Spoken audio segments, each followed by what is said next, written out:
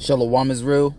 I want to give all praises, honor, and glory to Yahweh Ba'ashem Yahweh Shai, Ba'ashem Rakakwadash, for allowing me to do another lesson. Yahweh, who the world ignorantly calls God. Yahweh Shai is his son, who the world ignorantly calls Jesus Christ, and there's no God beside them. Double honors to the elder apostles and the elder bishops of Great Millstone for being faithful witnesses to the Holy Spirit, the Rakakwadash, and salutations to the elect. I'm the brother Kahan from the GMS New Jersey camp. And today's lesson is going to go into what happens next. And pretty much it's in response to what happened yesterday at the Trump rally in Pennsylvania. And him supposedly getting shot. And, supposedly I'm seeing they're saying that they shot the person, the shooter. But when you read the comment board of these different whether it be CNN or different news stations, everybody's saying that it's something fishy, to where here it is, by the Trump rally there was one building in which someone could have gotten on and did what they need to do to the next potential president, to Donald Trump, and the Secret Service allowed it. Like that's their job, to keep the president safe, and that's their job to look for any instances that may prevent that from happening, prevent the president from, or the president, or whatever, the potential president-elect, to be safe. So they were saying, you got to look at the Secret Service. So it's a lot of going back and forth and confusion as it just happened. Some people are saying that he probably, when he got shot, it kind of missed him because he fell back, which is weird in itself. But anyway, there's a lot of confusion, and my take is, let's just wait and see what happens. All right, here it is, these devils working through the spirit of power of Yahweh Ba'ashem Yahweh Shai, of course. They're creating their masterpiece, which is a New World Order. All right, the New World Order entails the servant and the master. All right, anybody else in between are going to get taken out. All right, and that includes the prophets. That includes the conspiracy theorists, all those that fit in that realm. As far as a painter, painting his piece, in the midst thereof, is colors here, there's colors there. There's confusion to the person that's looking at the process. Nevertheless, when it's all said and done, you see what the painter had envisioned. So when civil unrest happens, which we believe, all right, when martial law happens, all right, when curfews happen, when a chip is being brought out because they don't know who's who, and there's a variety of terror attacks, then everybody going to see, that it wasn't just a theory, that the confusion on he said and she said, because like I said, when you go into these comment boards, it's almost like a bunch of theories. I mean, some of which, are pretty accurate. Nevertheless, you can argue it because the full picture is not seen yet. All right. So, I did just doing some, looking up certain things, because you think about Pennsylvania, we got a brother in the camp that's from there, a few brothers actually, and they say, buying a gun in Pennsylvania is as easy as buying a bag of chips. If you're a Pennsylvania resident, buying a gun is as easy as buying a bag of chips. All right, and we know essentially they want to do away with the guns and make a stricter gun law. So as we see, what's the first article from the Heritage Foundation It says Pennsylvania's gun laws need fixing. Let's see what this says. Seems pretty interesting. So it says the state's gun laws allow for gross injustice against peaceable gun owners and injustices that undermine public safety rather than promote it. All right, we're going to jump down because that was just the points I'm guessing. So it says Pennsylvania gun laws need fixing. No, they're not too lax, and they don't allow violent criminals to easily buy guns through legitimate channels, as many gun control activists wrongly claim. Rather, the state's gun laws allow for gross injustices against peaceable gun owners, injustices that undermine public safety rather than promote it. In February 2023, Yakitis, then 73 years old, shot and wounded a much younger intruder who charged at him while burglarizing his Port Carbon property. By all accounts, this was a justified use of deadly force by a crime victim against a criminal actor, who now faces a litany of criminal charges.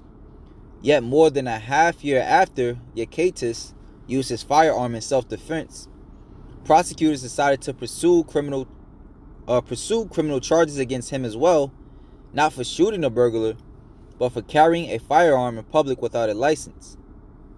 The 2 first-degree misdemeanor charges he faces are no laughing matter either. Each count carries a potential sentence of up to 5 years in prison, meaning a conviction would also disqualify him under federal law from ever possessing firearms in the future. But wait, why did Yakitis need a license to carry a firearm on his own property? It appears that while Yakitis owned the vacant building in which he defended himself, he didn't actually live there. It wasn't, strictly speaking, his place of abode or fixed place of business, and this left the door open for prosecutors to charge him over what amounts to little more than a technicality. And it is little more than a technicality. Yakitis is, in every sense, a peaceable and lawful gun owner who was otherwise eligible to obtain a license to carry in Pennsylvania. His sole crime was using a gun he lawfully acquired to defend himself on his own property without first completing an application and paying the county sheriff a $20 processing fee. You read that sentence correctly. He failed to complete an application and forked over $20 to the government before acting in self-defense. This is the sum and substance of what Pennsylvania requires for a license to carry a firearm in public. And Yakitis' failure to obtain such a license apparently warrants as much punishment as if he commit involuntary manslaughter, stalking, and indecent assault. While it might be easy to dismiss Yakitis' plight as a one-off instance of overzealous prosecution, this is unfortunately not a fluke. Similar stories abound.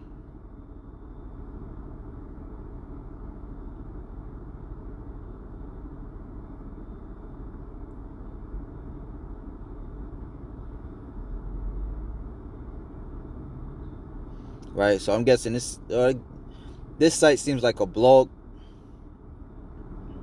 Let me see. As you can see, obviously this is my first time reading this with you brothers, so I figured it seemed like a good story. Let me see. But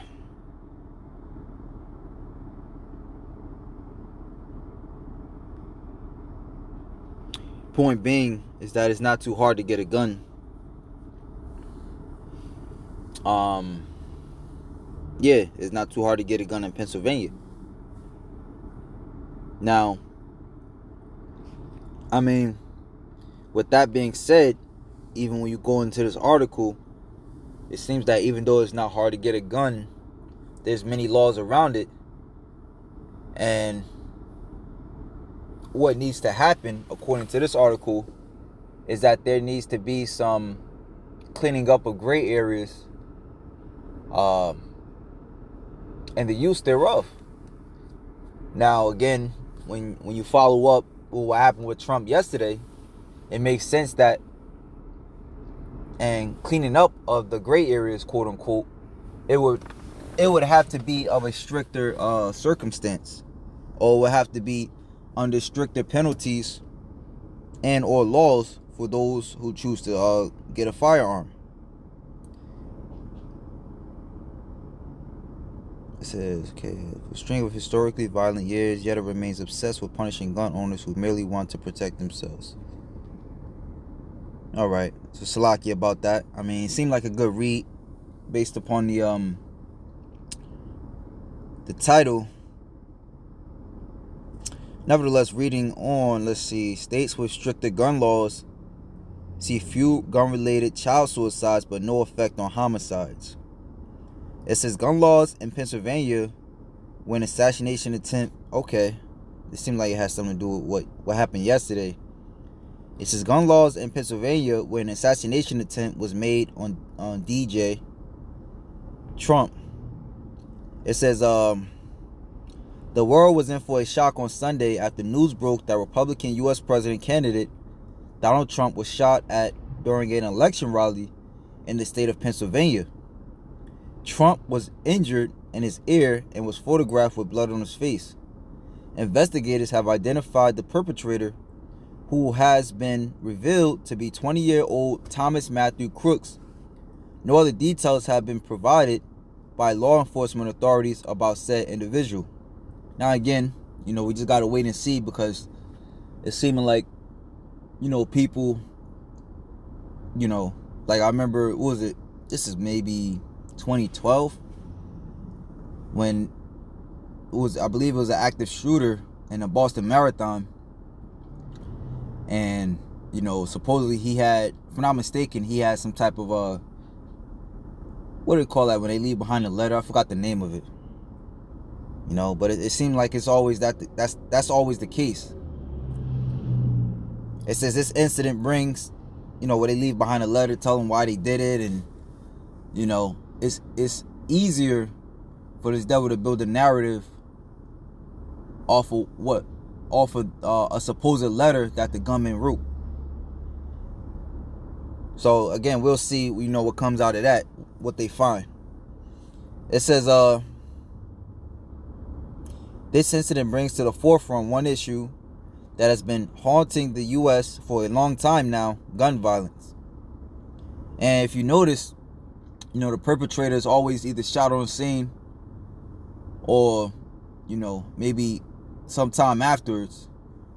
Like I believe when you look up the different officers and stuff in the January 6th Capitol incident, a lot of them either died or whatever. Pretty much they can't find them, for people to question them, and that's kind of strange. As they say, dead people tell no tales. So if there was any foul play, it's all he said, she said. It's conspiracy at that point. So it says this incident brings to the forefront one issue that has been haunting the U.S. for a long time now: gun violence. The Pew Research Center has revealed that 48,000 individuals lost their lives from gun-related injuries, really close to 49,000, in the United States in 2021 alone. Ceasefire PA, an organization that promotes stricter gun laws in Pennsylvania, says on its website that 1,600 Pennsylvanians die from gun violence each year, 3,000 more are injured. In this context, let us have a look at gun laws in Pennsylvania. Alright, so it says 1, background check. Almost every purchase of a firearm in the state requires a background check. No proof of ability to handle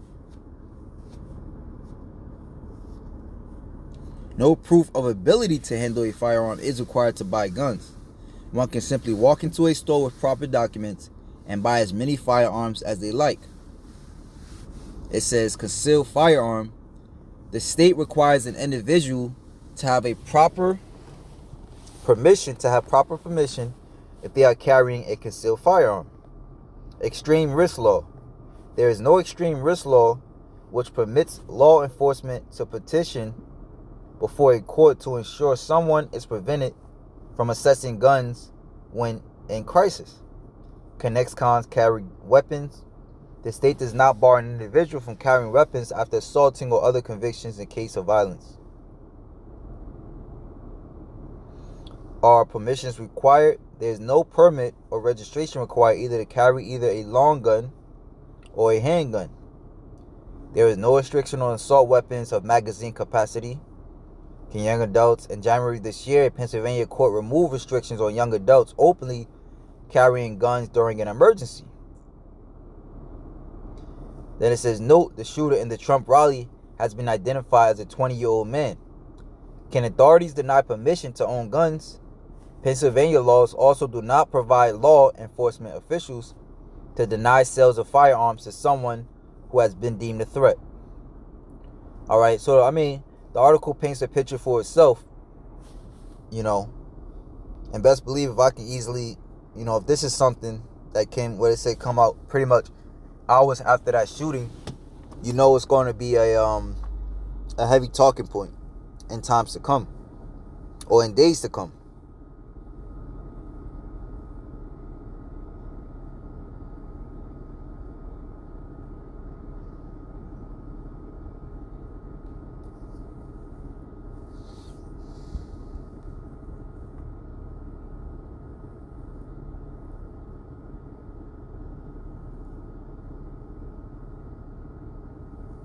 This seems interesting.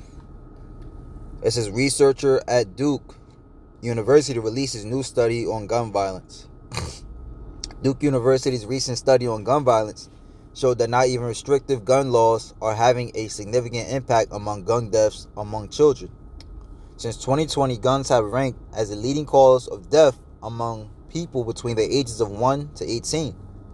The study identified 36 firearm laws, including expansive background checks, mandatory waiting periods, safe storage provisions, and laws that limit access for people at risk of harming themselves or others.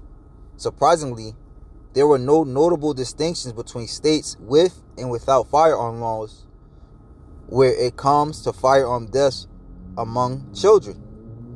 There were also no significant reductions in suicide deaths in states with laws setting minimum ages for possession or purchase of firearms. All right. So, and this reminds me of the scripture in Revelation 12:12. The enemy has to come down having great wrath.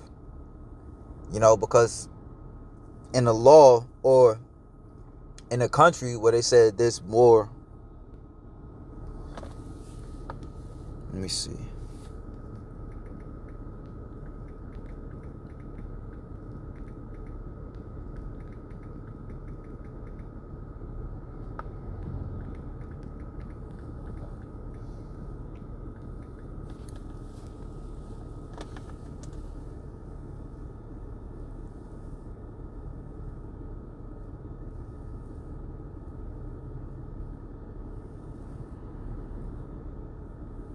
All right, yeah. So it says there are more guns than people in the United States. All right, and if you grew up, with these lax, or especially, in the blue, what is it? The red states where there are more lax gun laws, and these devils try to come down having great wrath on these gun laws. There's going to be a problem with that. All right, and therefore, with that, I want to grab, this article, where it says America is not ready for what comes next. The attempt on Donald Trump's life has put the republic in peril. So it says Republican candidate Donald Trump is seen with what appears to be blood on his face as he is rushed off stage by Secret Service at a campaign event in Butler, Pennsylvania on July 13, 2024. Someone has just attempted to assassinate former President Donald Trump. We don't know, and we don't know why, but we know they came terribly close to succeeding. We should all be terrified about what comes next. American politics has recently become trapped in a state of simultaneous stability and instability. It is stable in the sense that there are clearly defined and seemingly unshakable partisan divisions. It is unstable in the sense that those divisions have grown so deep and so bitter that they threaten the basic faith in political coexistence that any democracy needs to survive. I'll read that last part again. I'll read this last paragraph again, actually. American politics has recently become trapped in a state of simultaneous stability and instability. It is stable in the sense that there are clearly defined and seemingly unshakable partisan divisions. It is unstable in the sense that those divisions have grown so deep and so bitter that they threaten the basic faith in political coexistence that any democracy needs to survive. 2 years ago, I asked some of the world's leading experts on democratic breakdown about what comes next. How might the seeming crisis of American democracy end?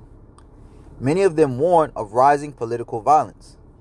The more people hate and fear their political opponents, the more likely they are to go outside the law to try to stop them. And again, let these strict gun laws happen overnight. It's going to be a lot of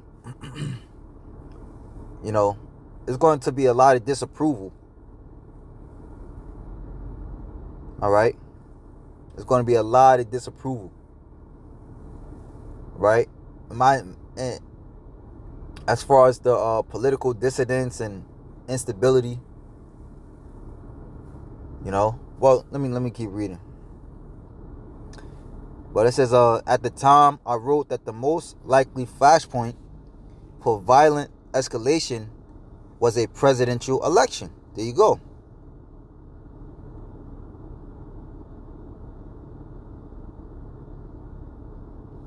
Oh, so I skipped the paragraph, I believe.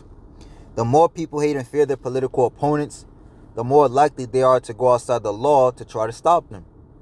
And when someone on one side is attacked, the other becomes more likely to respond in kind. So there you go. The ultimate fear is a cycle of violence akin to Italy's year of lead, a roughly 15-year period beginning in 1969, in which extreme left and extreme right militias perpetrated a spree of bombings and assassinations. At the time, I wrote that the most likely flashpoint for violent escalation was a presidential election. Political violence tends to be emotional, perpetrated by angry people who have poor impulse control. In this country, our political emotions are never higher than during a presidential contest, especially when both sides believe that the fate of the republic depends on the outcome. To be clear, we do not yet know that the shooter was motivated by political grievance.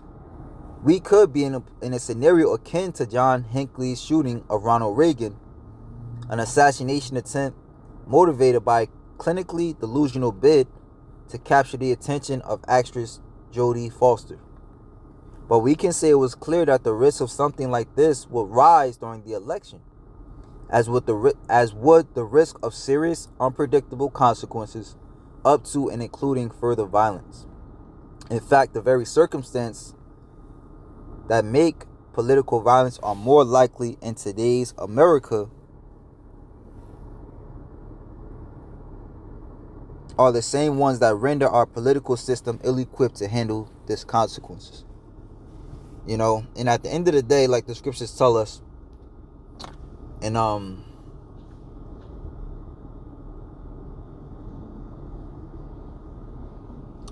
Second Ezra, let me see if I can find that one.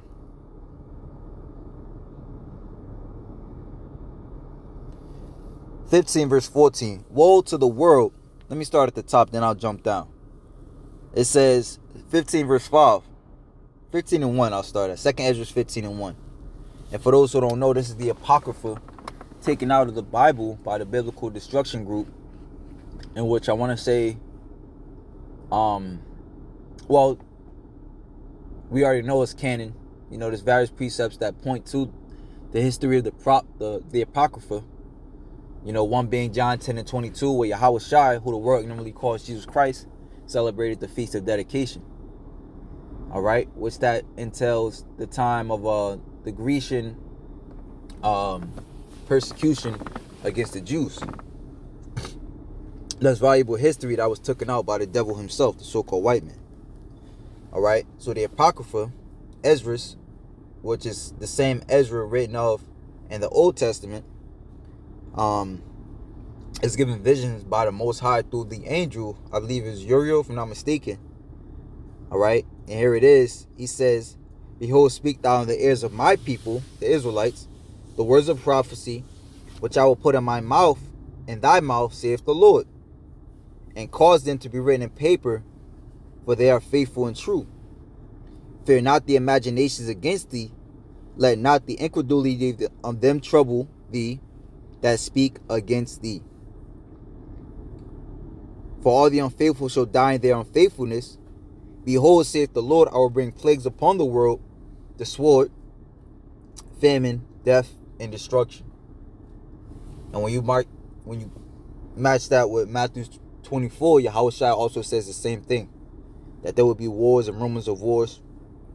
And we know in the midst of wars, there's death, obviously. All right, famine and destruction. All right. Jumping down now to verse 14. Woe to the world and them that dwell therein. Right? Because America is just one of many places that have been turned upside down by some type of political turmoil. All right, and by no coincidence, even Habakkuk 2 tells us that America, is pretty much the main culprit. All right, they're the common denominator in all this turmoil. Nevertheless, the chickens are coming home to roost. If I read at verse 12, you see Egypt shall mourn, which America is known in the Bible as spiritual Egypt. So it says, woe to the world and them that dwell therein. All right, and this brings it all home to the world, meaning all these nations, all people of all nations is going to wail. The sword, famine, death, and destruction is going to come upon them. For the sword and the destruction draweth nigh, and one people shall stand up and fight against another, and swords in their hands. Right? So it will get violent and it will get bloody. And the swords today, all right, the swords back then, of course, were actual swords, hardened steel formed into a weapon. But today, the swords would be known as guns, different types of grenades and things of that nature. BOMBSs. You get the picture. It says, and one people shall stand up and fight against another, and swords in their hands. For there shall be sedition among men, and invading one another. They shall not regard their kings nor princes. All right. So essentially, the people are going to get tired of listening to either both sides and do what they got to do. All right. Because, if you got a head on your shoulders, some type of head on your shoulders, you know that this shit is a joke anyway. All right. As the scriptures, as it's written, this place is as a, what the scriptures say, two horns on the same sheep. That's in Revelation, Salakia.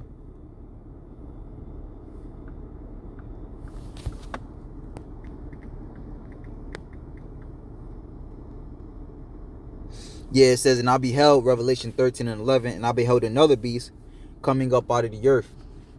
All right, this is talking about, and he had two horns like a lamb, and he spake as a dragon. So this chapter is pretty much talking about the American hegemony and how it came back after it was wounded. All right, of course, through the power of Rome. All right, and it says, and I beheld another beast coming up out of the earth, and he had two horns like a lamb. All right, so both sides are speaking like they wanted peace for the people, and he spake as a dragon. Nevertheless, it was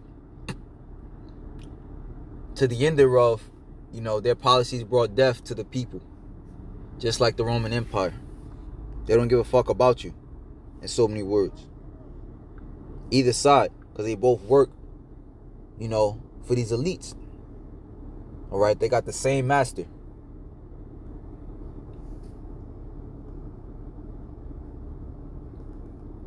It says, in invading one another, they shall not regard their kings nor princes, and the course of their actions shall stand in their power. All right, you see, when it all comes to fruition, what this devil plans to do to you, how he plans to put you in slavery, take your guns, hell, take your property that you work so hard for. A lot of people's not going to stand for it. Esau definitely ain't going to stand for it. You know, kind of reminds me of this, I think it's like a Marine shirt. Well, he pretty much, you got the Marine with his rifle, and he's looking through his gun on one knee, pretty much, you know, ready to shoot at the person at the other end of that, you know, scope or whatever. And under that picture, it says the only time I'll take a knee. Let me see if I can find that. That's actually a pretty decent picture, especially for this lesson.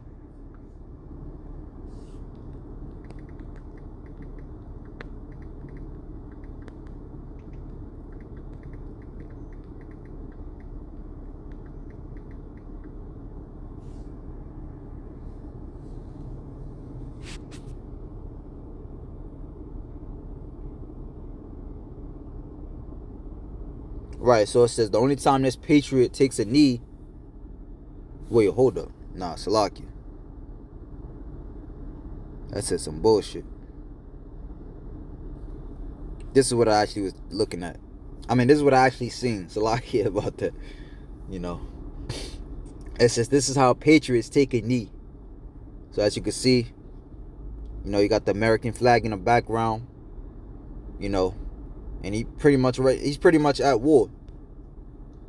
All right, and that's how it's going to go down over here. So it says, in the course of their actions shall stand in their power. All right, hey, that last movie, Civil War, proves that, man. You think it's coincidence that before all this election talk was coming out, that they brought out that movie, Civil War, and that was a synopsis of it? You know, that pretty much, it was the, you know, the people, all right, versus the people versus the government. Now it says, a man shall desire to go into a city and not be able, for because of their pride the city shall be destroyed, the houses shall be destroyed, and men shall be afraid. And we just left Pride Month, you know, and that pretty much entails the spirit, the American spirit in these last days. You had July 4th, you know, just very prideful spirit, and where they're not gonna, you know, let go of their rights so easily. This is Psalms chapter 94, verse 20. Shall the throne of iniquity have fellowship with thee, which frameth mischief by a law? All right. So pretty much, do you think that the Lord is going to continually be accepting, you know, of the wickedness that you perpetrate on the earth? It tells us in the book of Wisdom of Solomon, the 6th chapter, how kings ought to conduct themselves. And it's got to be one in righteousness, you know, not in tyrannical behavior. So when you go into that word frame, it goes into the word form. Hebrew word yatazar, to form, right? To be formed, to be predetermined, be ordained. So it says, shall the throne of iniquity have fellowship with thee, which frameth or which formeth mischief, all right, which formeth trouble by a law. All right. And essentially, like I said, the end thereof is going to be martial law, which is warlike law, warlike rulership.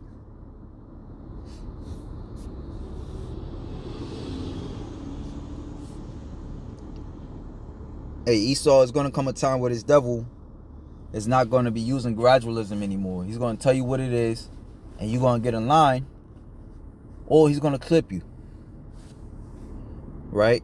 And, you know, for us brothers of the hopeful elect, we must know that he's coming for us as well.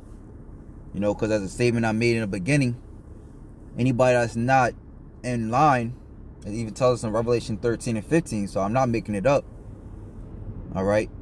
Pretty much that those that don't accept the image shall be put to death. Those that don't accept this system shall be put to death.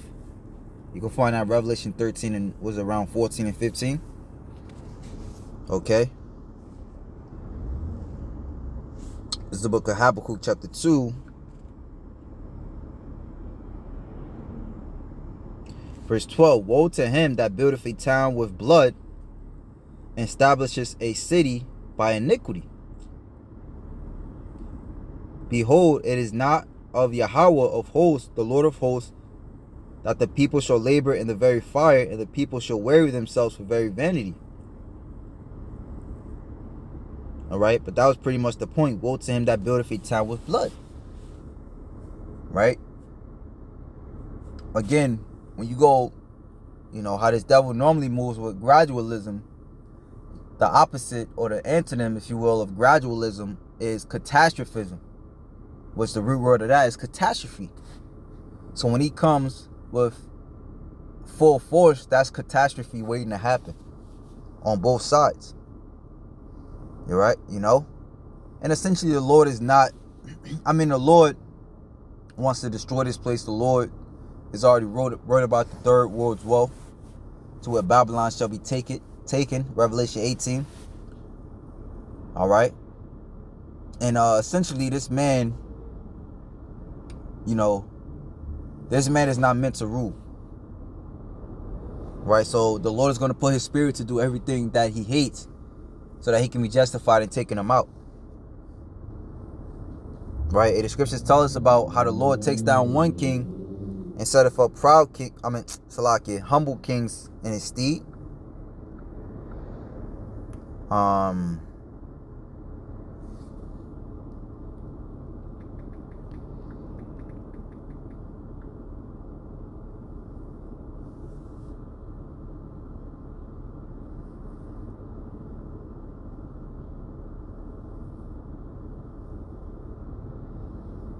This is a good one, Proverbs 15 and 6. In the house of the righteous is much treasure, but in the revenues of the wicked is trouble. Isaiah 57 and 20.